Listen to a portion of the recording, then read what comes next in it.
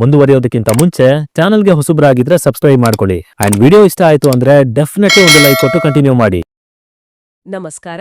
ಇವತ್ತು ನಾವು ಕಿಂಗ್ಡಮ್ ಅನ್ನೋ ಹೊಸ ಸಿನಿಮಾ ಬಗ್ಗೆ ಬಂದಿರೋ ಒಂದು ವಾಯ್ಸ್ ರಿವ್ಯೂ ಇದೆಯಲ್ಲ, ಅದನ್ನ ಸ್ವಲ್ಪ ಡೀಪ್ ಆಗಿ ನೋಡೋಣ. ಇದು ಹೇಗೆ ಅಂದ್ರೆ, ಒಬ್ಬ ನಟ ತುಂಬಾ ಬೇಗ ಸಕ್ಸಸ್ ನೋಡಿ ಈಗ ಕೆರಿಯರ್ನಲ್ಲಿ ಒಂದು ಒಂದು ದೊಡ್ಡ ಹಿಟ್ ಬೇಕೇ ಬೇಕು ಅನ್ನೋ ಸ್ಟೇಜ್ನಲ್ಲಿ ಇದ್ದಾರೆ. ಹೌದು ಆ ಟೈಮಲ್ಲಿ ಬಂದಿರೋ ಸಿನಿಮಾ ಇದು. ಹೌದೌದು. ರಿವ್ಯೂ ಪ್ರಕಾರ ಕಥೆ ಒಬ್ಬ ಕಾನ್ಸ್ಟೇಬಲ್ ಸೂರಿ ಅಂತ ಅವನ ಹೆಸರು. ಓಕೆ. ಅವನು ಏನೋ ಪರ್ಸ್ನಲ್ ಹುಡುಕ್ತಾ ಇರ್ತಾನೆ. ಅದೇ ಟೈಮ್ಗೆ ಡಿಪಾರ್ಟ್ಮೆಂಟ್ ಇಂದ ಒಂದು ಸ್ಪೆಷಲ್ ಮಿಷನ್ ಸಿಗುತ್ತೆ. ಸೊ ಅವನ ಹುಡುಕಾಟಕ್ಕೂ ಈ ಮಿಷನ್ಗೂ ಏನು ಲಿಂಕ್ ಅನ್ನೋದೇ ಕಥೆಯ ಬೇಸ್. ಗೌತಮ್ ತಿನ್ನನೂರಿ ಡೈರೆಕ್ಷನ್. ಸರಿ. ಆ ನಟನಿಗೆ ಈಗ ಗೆಲುವು ತುಂಬಾನೇ ಮುಖ್ಯ ಅಂದ್ಮೇಲೆ ವಿಮರ್ಶಕರು ಈ ಸಿನಿಮಾದಲ್ಲಿ ಪಾಸಿಟಿವ್ ಅಂತ ಏನೇನ್ ಗುರುತಿಸಿದ್ದಾರೆ?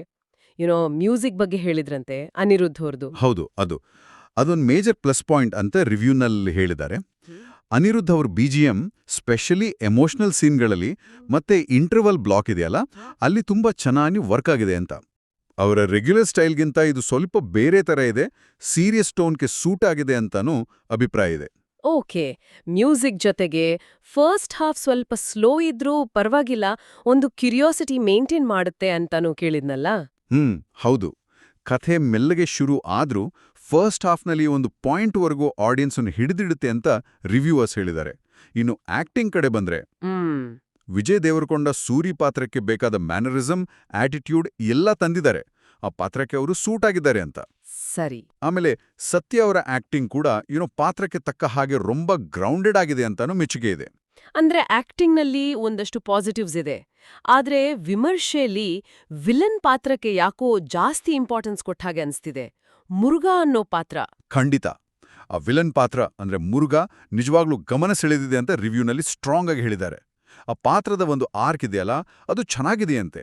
ಅವನ ಕ್ರುಯಲ್ಟಿ, ಅವನ ಆಟಿಟ್ಯೂಡ್. ಓ, ಹೇಗೆ? ಅದು ಎಷ್ಟರ ಮಟ್ಟಿಗೆ ಅಂದ್ರೆ, ಒಂದು ಸೀನ್ ಇದೆಯಂತೆ, ಅದನ್ನ ಗೇಮ್ ಆಫ್ ಥ್ರೋನ್ಸ್ ಅಲ್ಲಿನ ರೆಡ್ ವೆಡ್ಡಿಂಗ್ ಸೀನ್ಗೆ ಹೋಲಿಸಿದ್ದಾರೆ. ಅಷ್ಟು ಭಯಂಕರವಾಗಿ ಆ ಪಾತ್ರವನ್ನ ಎಸ್ಟಾಬ್ಲಿಷ್ ಮಾಡುತ್ತೆ ಅಂತ. ಅಪ್ಪ, ಅಷ್ಟು ಇಂಪ್ಯಾಕ್ಟ್ಫುಲ್ ಆಗಿದೆಯಾ? ಹೌದು ಅಂತ ವಿಮರ್ಶಕರು ಹೇಳಿದ್ದಾರೆ. ಆಮೇಲೆ ಟೆಕ್ನಿಕಲ್ ಆಗಿ ಸಿನಿಮಾಟೋಗ್ರಫಿ, ಕೆಲವು ಕಡೆ ಎಡಿಟಿಂಗ್, ಆ ಇಂಟರ್ಕಟ್ಸ್ ಎಲ್ಲ ಚೆನ್ನಾಗಿದೆ ಅಂತಾನೂ ಮೆನ್ಷನ್ ಮಾಡಿದ್ದಾರೆ. ಹಾಗಾದ್ರೆ ಇಷ್ಟೆಲ್ಲ ಪಾಸಿಟಿವ್ಸ್ ಇದ್ರೂ ರಿವ್ಯೂ ಓದಿದ್ರೆ ಯಾಕೋ ಸಿನಿಮಾ ಬಗ್ಗೆ ಅಷ್ಟೊಂದು ಸ್ಯಾಟಿಸ್ಫ್ಯಾಕ್ಷನ್ ಇದ್ದಾಗೆ ಕಾಣ್ತಿಲ್ಲ. ಎಲ್ಲೆಡವಿದೆ ಸಿನಿಮಾ? ಮೇನ್ ಪ್ರಾಬ್ಲಮ್ ಏನು? ಮೇನ್ ಪ್ರಾಬ್ಲಮ್ ರಿವ್ಯೂ ಪ್ರಕಾರ ಇರೋದೇ ಕಥೆ ಮತ್ತೆ ಸ್ಕ್ರೀನ್ ಪ್ಲೇಯಲ್ಲಿ.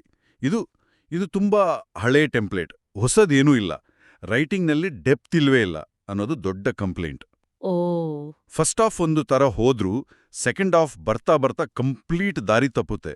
ಕ್ಲಾರಿಟಿನೇ ಇರಲ್ಲ, ಏನ್ ಹೇಳಕ್ ಹೊರಟಿದ್ದಾರೆ ಅಂತ ಗೊತ್ತಾಗಲ್ಲ ಅನ್ನೋದು ಅವರ ವಾದ. ಪಾತ್ರಗಳ ಬಗ್ಗೆ ಏನಾದ್ರೂ ನೆಗೆಟಿವ್ಸ್ ಇದೆಯಾ? ಖಂಡಿತ ಇದೆ. ಈಗ ಹೀರೋ ಸೂರಿ, ಅವನು ಬರೀ ಒಬ್ಬ ಕಾನ್ಸ್ಟೇಬಲ್. ಅವನಿಗೆ ಅಷ್ಟು ದೊಡ್ಡ ಆಪರೇಷನ್ ಯಾಕೆ ಕೊಟ್ರು ಅನ್ನೋದಕ್ಕೆ ಸರಿ ಕಾರಣನೇ ಇಲ್ಲ. ಆಮೇಲೆ ಅಣ್ಣ ತಮ್ಮನ ರಿಲೇಶನ್ಶಿಪ್ ತರ ಎಮೋಷನಲ್ ಆಂಗಲ್ಸ್ ಇದ್ರೂ ಅದು ಪ್ರೇಕ್ಷಕರಿಗೆ ಕನೆಕ್ಟ್ ಆಗಲ್ಲ ಅಂತ. ಅಯ್ಯೋ. ಇನ್ನು ಹೀರೋಯಿನ್ ಪಾತ್ರ ಇದೆಯಲ್ಲ, ಅದು ಕಥೆಗೆ ಬೇಕೇ ಇರ್ಲಿಲ್ಲ, ಅನಾವಶ್ಯಕ ಅನ್ಸುತ್ತೆ ಅಂತ ಡೈರೆಕ್ಟ್ ಆಗಿ ಹೇಳ್ಬಿಟ್ಟಿದ್ದಾರೆ. ಅಂದ್ರೆ ಆಕ್ಟಿಂಗ್, ಮ್ಯೂಸಿಕ್, ಆ ವಿಲನ್ ಪಾತ್ರ ಎಲ್ಲ ಚೆನ್ನಾಗಿದ್ರು ಕಥೆನೇ ಸರಿಯಿಲ್ಲ, ಪಾತ್ರಗಳನ್ನ ಸರಿಯಾಗಿ ಕಟ್ಟಿಲ್ಲ ಅಂದ್ಮೇಲೆ ಇಡೀ ಸಿನಿಮಾನೇ ವೀಕ್ ಆಯ್ತಾ? ಎಕ್ಸಾಕ್ಟ್ಲಿ. ಅದೇ ಕಾರಣಕ್ಕೆ ಸಿನಿಮಾ ಒಂಥರ ಫ್ಲಾಟ್ ಆಗಿದೆ, ಸಪ್ಪೆ ಆಗಿದೆ ಅಂತ ರಿವ್ಯೂವರ್ಸ್ ಹೇಳೋದು. ಟೆಕ್ನಿಕಲ್ ಆಗಿ ಆಕ್ಟಿಂಗ್ ಎಲ್ಲ ಸ್ವಲ್ಪ ಹೆಲ್ಪ್ ಮಾಡಿದ್ರೂ ಆ ಬೇಸ್ ಇದೆಯಲ್ಲ, ರೈಟಿಂಗ್, ಅದೇ ವೀಕ್ ಇರೋದ್ರಿಂದ ಸಿನಿಮಾ ವರ್ಕ್ ಆಗಲ್ಲ ಅನ್ನೋದು ಅವರ ಅನಾಲಿಸಿಸ್. ಹಾಗಾದ್ರೆ ಫೈನಲ್ ವರ್ಡಿಕ್ಟ್ ಏನು?